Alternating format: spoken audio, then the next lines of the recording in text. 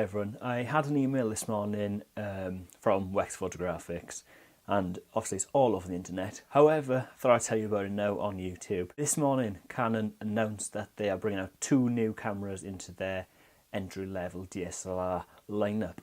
And these 2 cameras are the EOS 100D and also the EOS 700D. Now I want to tell you a little bit about these cameras right now. Start with the price. The EOS 100D will retail at £569 for the body only, and that's without the new redesigned 18-55mm kit lens, which I'll talk to you about in a minute. So I'm going to tell you a little bit about the 100D. It's had a nice little redesign. The hand grip bit that you hold on to is no more. It's now flatter, it's more flush. It looks a bit more like a compact system camera without so much of a hand grip. It looks a bit strange, but apparently it works because the weight and the size of the camera is a lot smaller. It can now fit in your hand, and the shutter button has moved as well, so it's not in your typical place for a shutter button. It's a little bit more centralized, a little bit closer towards the lens. Looks a bit strange, but clearly it works because the size is smaller, so your fingers fit around it easier. Along with that, it has a 3-inch screen. It doesn't rotate, it's fixed to the back of the camera. However, it's touchscreen. You know, some people like touchscreen, some people don't. Oh well. It's got some buttons on the back still. It's still got your spinny dial. It's still got the main dial at the top and ISO, but the mode dial just looks exactly the same as it normally would. There's no big change with that. However, a big difference with this 100D is that the movie mode is no longer on the mode dial. It's on the on and off switch. You've got off, on, movie. Different, I know, but maybe it's just for fast access. Also on the side of the 100D, where you have your little connectivity ports, they're all under one big flap now. So you've got your HDMI port, you've got your AV out port, you've got your mic port, and you have your remote shutter release port, all under one flap. Now some might like that, some may not, but that's how it is. Now obviously, as you would have guessed, it is only SD card for memory. There's no compact flash card, storage allowance. You know, it's just an entry-level DSLR, which is fine. Now the size and weight have considerably changed as well. It's said to be the world's smallest and lightest DSLR, and it weighs just 407 grams. Now the EOS 100D is an 18 megapixel camera with a CMOS APS-C sensor, which is the crop sensor, understandably. It has 9 autofocus points, although only one of them is cross type, which is just like this T3i. I think the T2i is the same, which is fine. It's an entry level. It's understandable why there's not so many cross types, and obviously why there's so little automatic focus points, but there we are, it's fine, it doesn't really matter.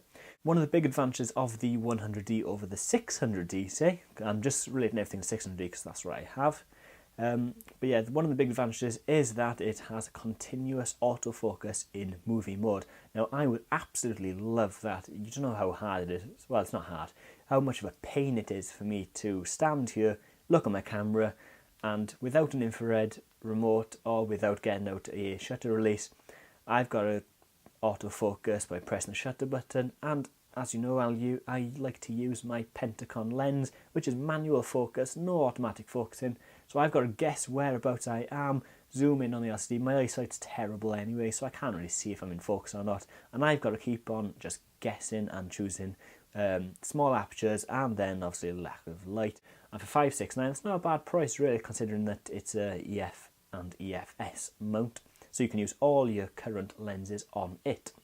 On top of that, the ISO range of the 100D is from 100 ISO up to 12,800, expandable up to 25,600, which is obviously your common sort of ISO range for entry-level DSLRs. It uses a slightly different size battery, understandably, to what is in my 600D. It uses LPE 12 batteries, whereas this uses LPE 8, and it's all down to size, how big the battery is inside the battery compartment, whatnot. But obviously, if you have a smaller camera, you're going to need a smaller battery, because otherwise the battery's going to take up all the space. Now, on top of that, the continuous autofocus for video mode uses a CMOS hybrid AF2 sensor type, which is just their new fancy name, just for the better autofocusing system, or so claimed better autofocus system. I forgot to mention, of the 9 autofocus types, the central cross type one is a super sensitive one, apparently, for lenses with an aperture of f2.8 or faster. Also, the viewfinder coverage is a 95% coverage, which isn't the best, but do you know what, doesn't really matter, not particularly. You're going to miss out 5% of your picture, which is kind of a lot if you're taking pictures from one end of the frame to the other, but for general amateur, not really too fussed, take photos of your tea and put it on Instagram, as a lot of people tend to do these days, which I don't understand why. 95% is good enough. I think the 600D has got 98% or 99%, I'm not 100% sure, but it works, it's enough. It's not the brightest viewfinder either in the 100D, it's the common entry-level pentamirror one. It'll do. The 100D has a minimum shutter speed of 30 seconds and a maximum shutter speed of 1/4000th of a second. As always, it shoots in JPEG. It can also shoot RAW files, and it has the option for RAW plus JPEG.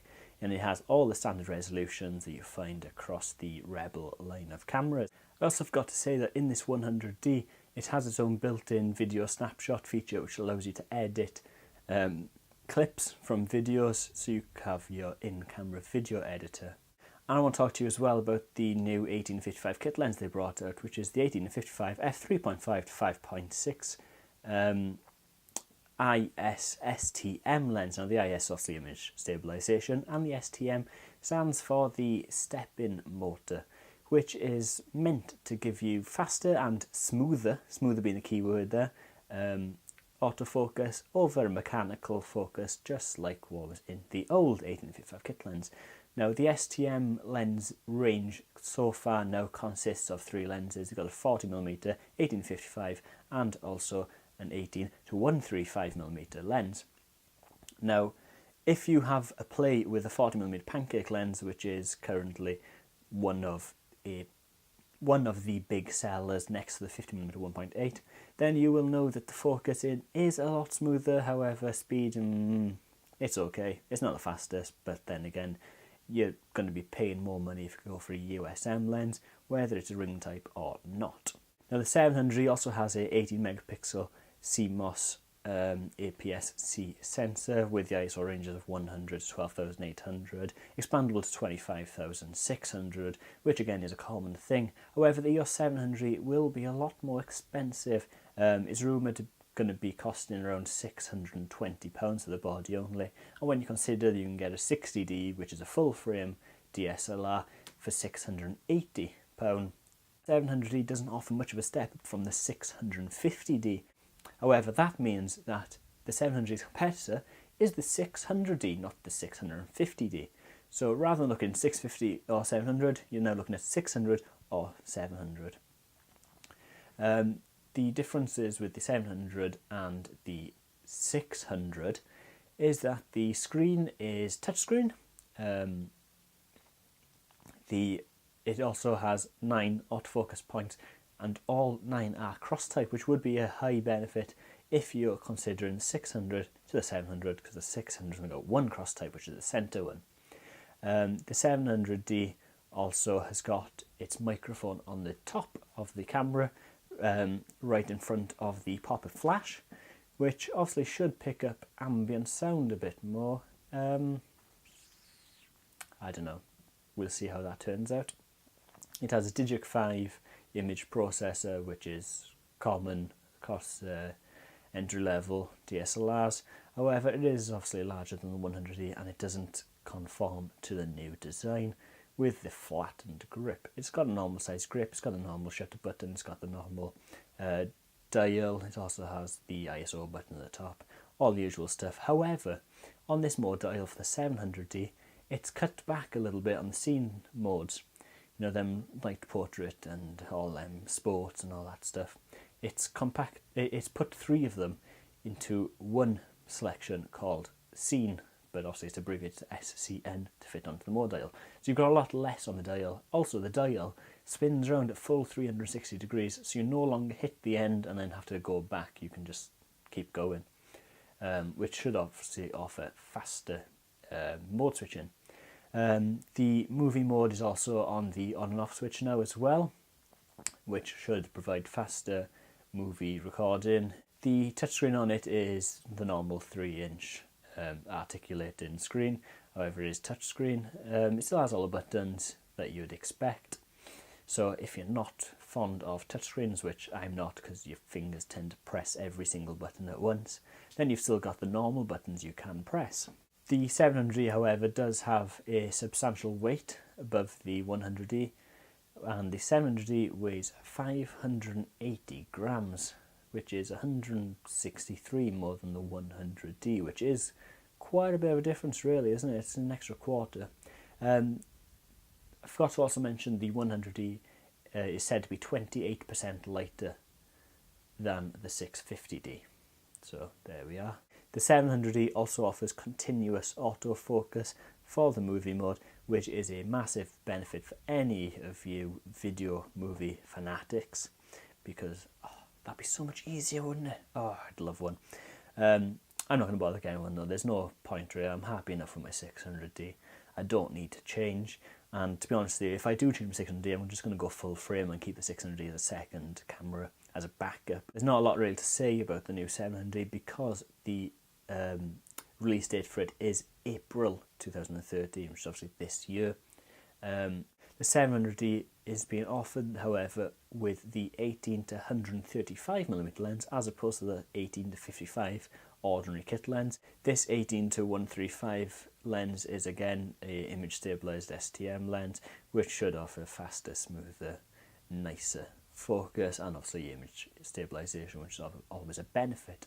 And I believe they have 7 aperture blades as well, which should give you sort of decent enough bokeh, blurred out of focus blobs.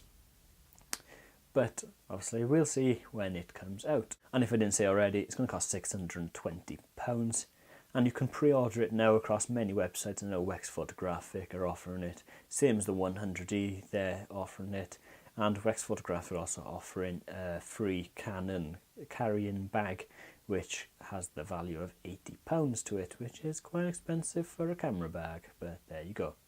Also, the 700D allows you to apply the creative filters that you get across most cameras. However, you can see how they affect the picture in live view, so that you no longer have to take the photo and then add the filters. You can apply filters and see how they will look before even taking the photo, allowing you to compose your shot better, or just decide generally whether to use that effect or not, which is obviously a big advantage if you use these filters. However, I'm guessing for 99% of us, we don't even use these creative filters and probably wouldn't even know how to find them because they don't actually get used. So obviously there's your small announcement on the 100D and 700D, and I hope that it was helpful. I know it's not really that good and it wasn't very professional, this, and I'm really crap at think of things to say, and I should really have a script and an auto cue going on, because then I wouldn't be mumbling and fumbling and getting my words mixed up, and then there wouldn't be so many editing parts and there won't be so much bump like this.